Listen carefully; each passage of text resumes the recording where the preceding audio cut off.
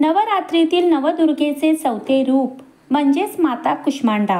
ही देवी महादेवीचेच एक रूप आहे.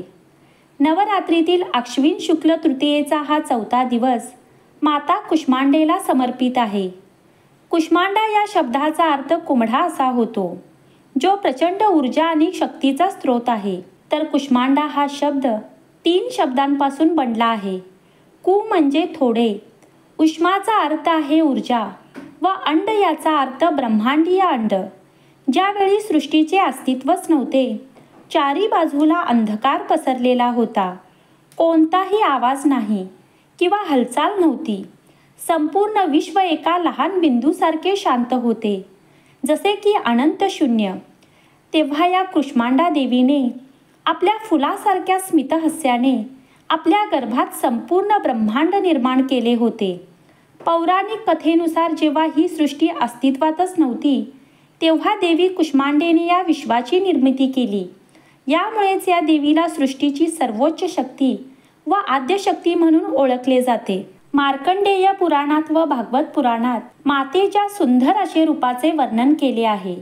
ही देवी अष्टभुजाधारी आहे, म्हणजेच 8 हात असणारी, जिच्या प्रत्येकी एका हातात कमंडलू, तर दुसऱ्या हातात धनुष्य, तिसऱ्या हातात बाण, तर चौथ्या हातात चक्र, 5व्या कमळ, तर 6व्या हातात अमृताचे पात्र, 7व्या गदा, तर 8व्या हातात तलवार आहे. या देवीने पिवळे वस्त्र परिधान केले आहे.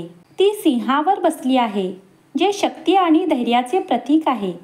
तिचे तेज सूर्यासारखे तेजस्वी आहे. देवी कुष्मांडा ही सिंहावर स्वार होऊन तिच्या भक्तांना भीतीपासून मुक्त करते. तर तिच्या हातात असणारे हे कमंडलू जीवनाला पवित्रता प्रदान करणारे आहे. एका आख्यायिकेनुसार जातकासूर राक्षसाच्या पराभवानंतर शुकेशाचे पुत्र माली आणि सुमाली या 2 असुरांनी महादेवाला प्रसन्न करण्यासाठी कठोर अशी तपश्चर्या केली. त्यांच्या तपस्येचे तेज इतके होते की त्यांच्या शरीरातून प्रकाश पसरत होता. या असुरांनी सूर्यदेवाचेही लक्ष वेधून घेतले. कुतूहलाने ग्रासलेल्या सूर्यदेवाने त्यांचे निरीक्षण करण्यासाठी आपल्या सूर्यलोकातून निघून गेले.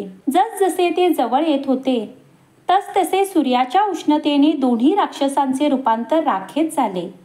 यामुळे संतप्त झालेल्या महादेवाने सूर्याला त्रिशूलाने मारून बेशुद्ध केले व सूर्यदेवाची उपस्थिती नसल्याने विश्वात सर्वत्र अंधार पसरला.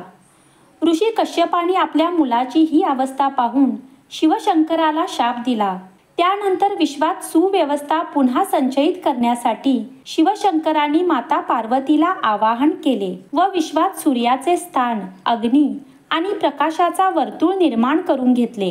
या वर्तुळातून बाहेर पडून माता कुष्मांडा एका तेजस्वी स्वरूपात प्रकट झाली, जे अंधारालाही छेद देण्याइतके होते. आईने तिच्या तेजस्वी चेहरा प्रकट करताच एक दिव्य प्रकाश पसरला व तिच्या स्मितहास्याने एक लहान अंडे तयार केले, जे या विश्वाचे प्रारंभिक स्वरूप होते. अशा प्रकारे विश्वाचा जन्म झाला. त्यानंतर आकाश, पृथ्वी, पाणी, अग्नी आणि वायू या घटकांचा उदय झाला. पुराणात असेही म्हटले आहे की कुष्मांडाच्या या दिव्य खेळातूनच 9 ग्रहांचा जन्म झाला होता आणि ते सर्व आईचे भक्त बनले. कालांतराने ही कुष्मांडू माता महिषासूर राक्षसाचा संहार करण्यासाठी अश्विन शुक्ल तृतीयेच्या चौथ्या दिवशी सज्ज झाली. अशी ही कुष्मांडू मातेची कथा. त्या कुष्मांडू मातेच्या उपासनेमुळे भक्तांचा आजार बरा होतो व तिच्या भक्तीमुळे आयुष्यात यश, शक्ती आणि आरोग्यात वाढ होते अशी मान्यता आहे. या कुष्मांडू देवीच्या उपासनेमुळे मनुष्याला रोगापासून मुक्ती मिळते व त्याला सुख, समृद्धी व प्रगतीकडे घेऊन जाते असे म्हणतात.